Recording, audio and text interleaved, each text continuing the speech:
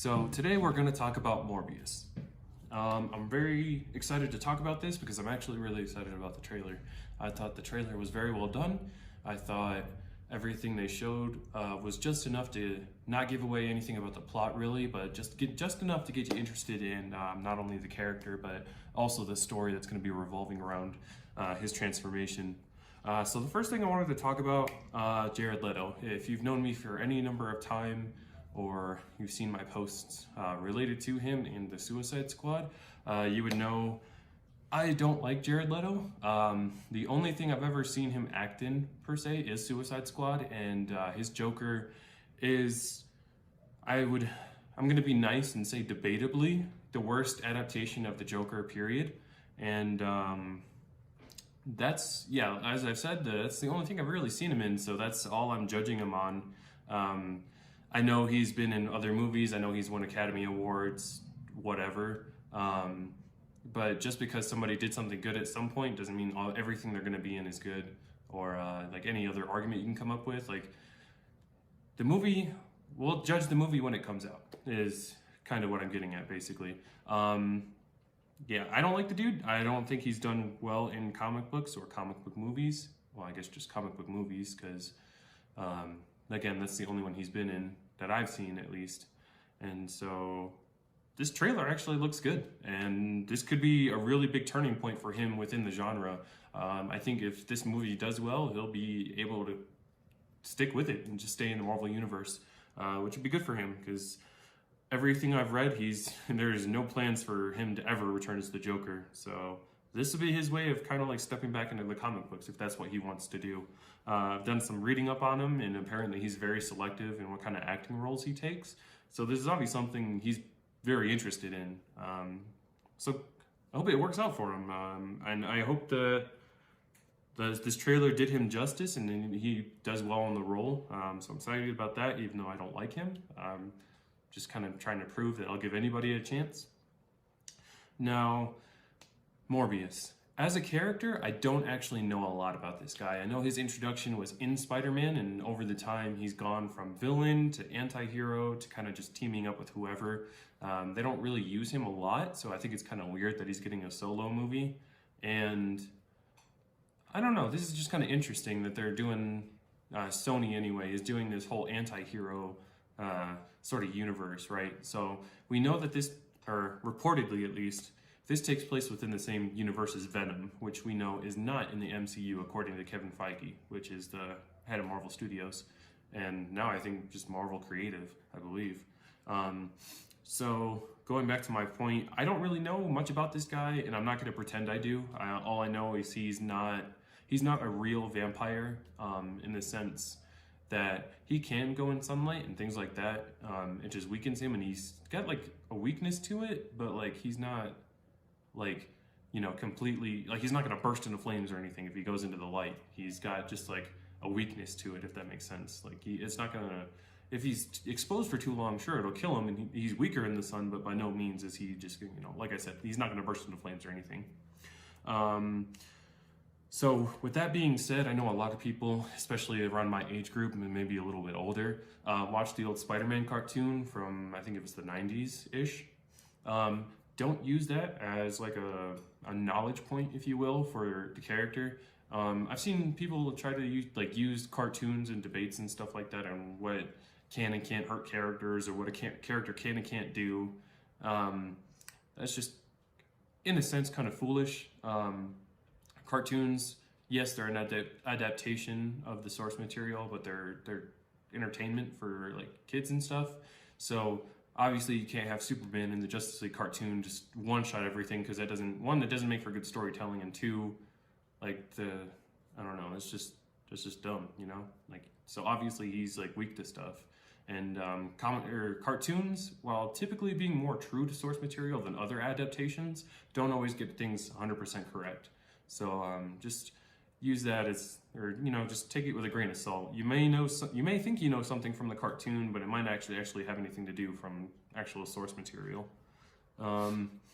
So the big thing, I guess the biggest kind of Easter egg that I saw within the trailer, which actually leads to a much bigger picture on the whole universe thing is towards the end of the trailer, right? We see Jared Leto, his Morbius, walking down an alleyway, and you see plain as day, like they wanted to make sure you saw it. It was a portrait of Spider-Man. The interesting thing about this is the Spider-Man, like the suit, is the Sam Raimi suit from the Tobey Maguire Spider-Man movies. That's what suit it is, but it looks like almost a screenshot from within the Spider-Man PlayStation 4 game, which is kind of weird. Yeah, it's like they're indirectly, I don't know if they're trying to say it's in the same universe as Sam Raimi's Spider-Man, or if it's in the MCU's, but they didn't want to completely step on their toes by including exactly the same suit. So it's kind of weird. It's drawing the question a little bit. So obviously, if you can see the Spider-Man portrait, you see that murderer is written across it. So what kind of implications does that have? It's almost like Sony is getting really, really brave and just saying, yeah, we own Spider-Man and his characters, and we're just going to slap this movie in, and you're just going to have to deal with it in the MCU. And it's just kind of weird, because they didn't do that with Venom, per se. Venom takes place in San Francisco, which is the same, that's also where Ant-Man and the Wasp take place. So it's just weird that they decided with Morbius that they're just going to force their way into the MCU, if that's what they're doing. I can't see another reason why Murderer would be spray painted across a Spider-Man portrait. Maybe potentially just like, I don't know, like J. Jonah Jameson slandering Spider-Man some more. It's just kind of one of those weird things. Sony might be getting brave, especially with the recent stunt with yanking Spider-Man from the MCU, and then the whole debate and debacle of MCU trying to work out a deal with Sony and all that kind of good stuff. It's just kind of interesting, especially the timing with which this movie is coming out and everything. Only maybe a year after that whole little thing of them fighting for custody of Spider-Man. So that's kind of weird. And then obviously at the end of the trailer we get Michael Keaton. So again, this has universe implications on whether or not this is within the MCU, because obviously, as we all know, in Spider-Man Homecoming, Michael Keaton played the Vulture, right? So is he just playing two different characters, or is that, again, them trying to force this movie into the MCU? We don't really know, because while he's in the trailer and he's got a couple of lines, we can't really, in my opinion at least, we can't determine enough about how he's acting to say whether or not he's playing the Vulture still, So it's just kind of one of those weird things, especially with, Venom not being part of the MCU, but Sony will tell you that he was planned to be in the MCU, and Kevin Feige said no. So it's just, again, it's just one of those weird things of them kind of battling over custody.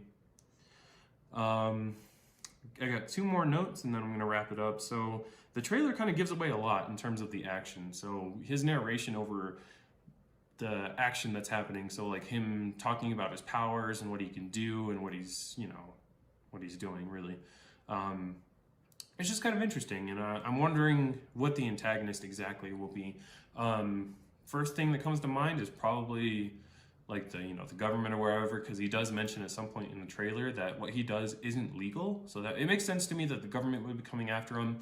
The other thing I thought of though was kind of like in Iron Man 3, how AIM was coming after Tony Stark. So maybe something like that, maybe another rival, maybe a pharmaceutical company or something is oh, he's got this thing to cure all illnesses or whatever, and it makes you superhuman. Let's hunt him down and try to take him out and see what we can duplicate it, or something like that. And I think that's kind of reinforced by I think it's Tyrese Gibson, the guy from the Fast and Furious movies.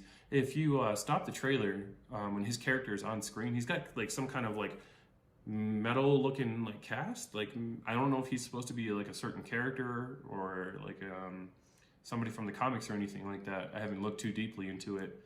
But that makes me, again, think it's more like that think tank, pharmaceutical company, going for the cure-all disease type thing. So that'll be interesting to see if that plays out to be the villain or anything like that. And then lastly, but honestly kind of the most exciting thing for me, so Morbius, as we know, reportedly is part of the Venomverse, right? So what implications does that have for Venom 2 potentially? We know that Venom 2 is happening. It's coming out later this year in October. Super stoked about it. Loved the first one. And we know that Woody Harrelson has been casted to play Carnage. Now, what we don't know is if there's going to be other symbiotes involved. And if you want to go based on comic books, Carnage is kind of a big deal. Every time his character shows up, some serious shenanigans happen, right? So the first time he appeared, I'm 80% sure Venom and Spider-Man had to team up together. At the time, they were still, fighting or whatever, because Venom still didn't like him. They had to team up to fight Carnage. So, I'm excited to see what happens. I would love to see Morbius pop in. I would love to see Tom Holland's Spider-Man pop in, and the three of them together fight Carnage, or if there's going to be other symbiotes fight Carnage and potentially Shriek, or, any of the other symbiotes that may or may not be floating around the Venomverse. They haven't completely explored, other than they got them from space. We don't really know where they come from, or if they procreate or replicate or whatever.